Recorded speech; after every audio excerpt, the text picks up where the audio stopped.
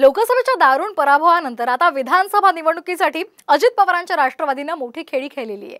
अजित पवारांच्या राष्ट्रवादीने विधानसभा निवडणुकीसाठी नरेश अरोरा यांची रणनीतिकार म्हणून नियुक्त करण्याचा निर्णय घेतलाय। राष्ट्रवादी काँग्रेसच्या आमदारांच्या कालच्या बैठकीला अरोरा उपस्थित होते।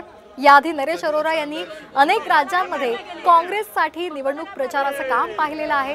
प्रचार व्यवस्थापनामध्ये त्यांचा हातखंडा आहे। त्यामुळे आता अरोरा यांचा अजित पवारांच्या राष्ट्रवादीला कसा फायदा होणार हे पाहणं महत्त्वाचं असेल।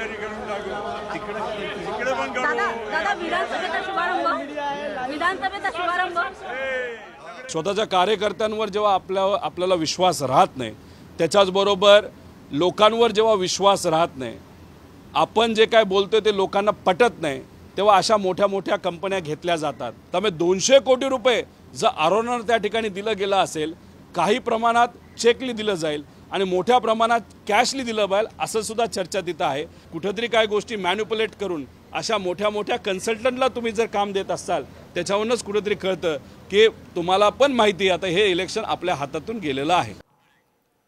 बातमी आरक्षणासंदर्भातील आहे। आरक्षणाच्या प्रश्नांसंदर्भात आज सर्वपक्षीय बैठक बोलावण्यात आली आहे। या बैठकीचं सरकारनं शरद पवार, उद्धव ठाकरे, राज ठाकरे, प्रकाश आंबेडकर यांना निमंत्रण दिलेलं आहे।